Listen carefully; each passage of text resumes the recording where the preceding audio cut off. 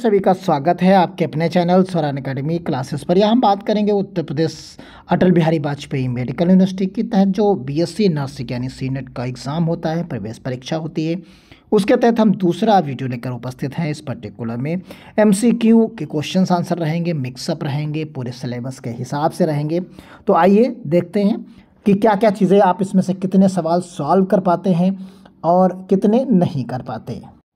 जैसे कि पहला क्वेश्चन आप यहाँ पर देख रहे होंगे, which nursing theorist proposed the concept of self care deficit nursing theory, यानी किस नर्सिंग सिद्धांतकार ने स्व देखभाल घाटा नर्सिंग सिद्धांत की अवधारणा प्रस्तुत की है। तो इसमें ऑप्शंस आपके पास यहाँ पर दिए गए हैं, 4 ऑप्शंस हैं।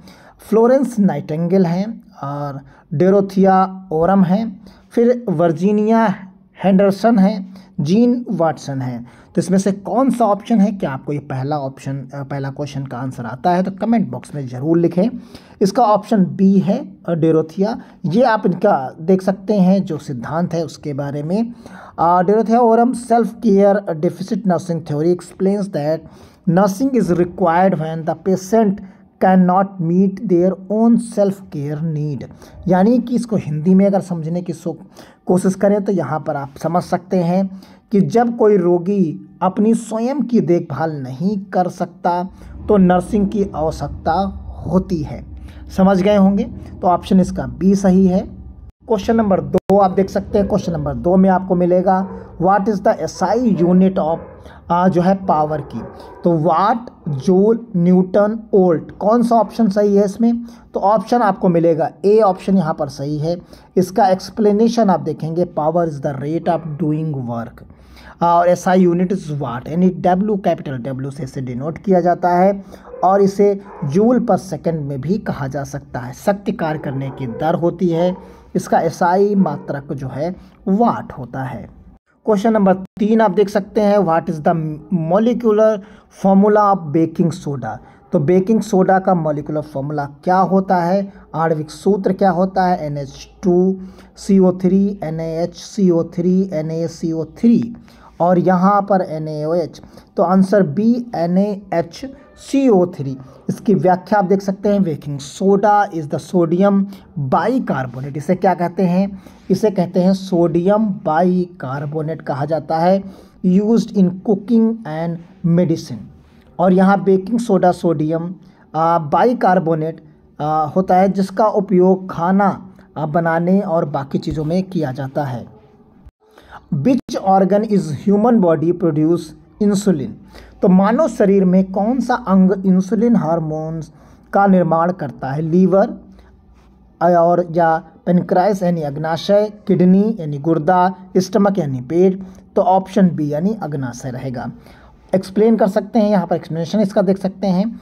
जो इंसुलिन है हार्मोन का निर्माण करता है जो रक्त शर्करा स्तर को नियंत्रित करता है, यानी ब्लड शुगर लेवल्स को जो है रेगुलेट ब्लड शुगर लेवल्स को। तो यहाँ पर क्वेश्चन नंबर आपने देखा, इसका ऑप्शंस आप समझ गए होंगे। क्वेश्चन नंबर हम 5 की तरफ चलते हैं। क्वेश्चन नंबर 5 में आप पाएंगे choose the correct synonyms of जो है एम्बिग्यूसिस, यानी एम्बिग्यूस का सही समानार्थी शब्द क्या होगा? क्लियर होगा, डाउटफुल होगा, सर्टेन होगा, एग्जैक्ट होगा।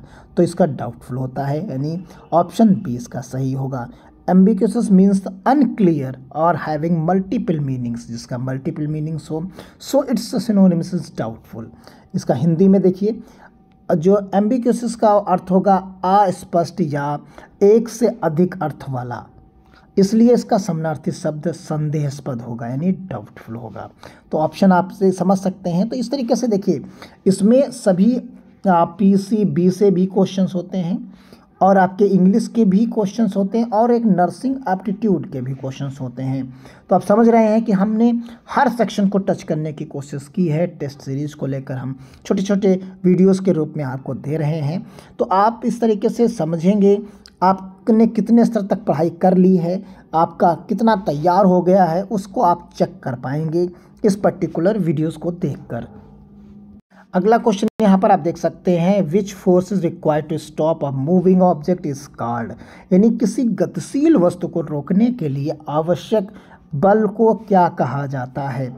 इनर्शिया कहा जाएगा, फ्रिक्शन कहा जाएगा, मोमेंटम कहा जाएगा या इम्पल्स कहा जाएगा।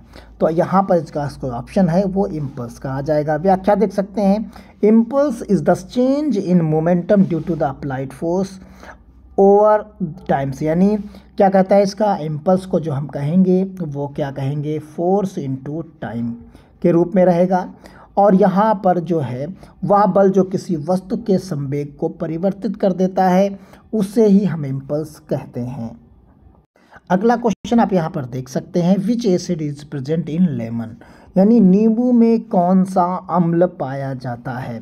नींबू में कौन सा अम्ल पाया जाता है, acetic acid, hydrochloric acids, citric acids या सल्फ्यूरिक एसिड्स के रूप में पाया जाता है। तो कौन सा एसिड पाया जाता है, ये कॉमन क्वेश्चन है। कुछ बहुत सरल क्वेश्चन्स आते हैं, कुछ कठिन लेवल के आते हैं। तो जो पेपर का पैटर्न सेटअप रहता है वो कुछ क्वेश्चंस इजी, कुछ परसेंटेज तक हार्ड रहते हैं। तो क्वेश्चन नंबर सी आप सभी लोग जानते हैं, साइट्रिक एसिड जो है ये इसका ऑप्शन रहेगा, यानी नींबू के रस में साइट्रिक एसिड पाया जाता है। नींबू में साइट्रिक अम्ल पाया जाता है जो इसे खट्टा स्वाद प्रदान करता है। कैसा प्रदान करता है, खट्टा स्वाद इसे प्रदान करता है, यानी साइट्रिक एसिड के द्वारा कारण ही ये नींबू खट्टा होता है। अगला question, which blood group is called the universal donor, कौन सा रक्त समूह सार्वत्रिक दाता यानी यूनिवर्सल डोनर कहा जाता है। तो आप सभी लोग जानते हैं ग्रुप एक ए होता है, एक बी होता है और एक ए बी होता है और एक ओ होता है।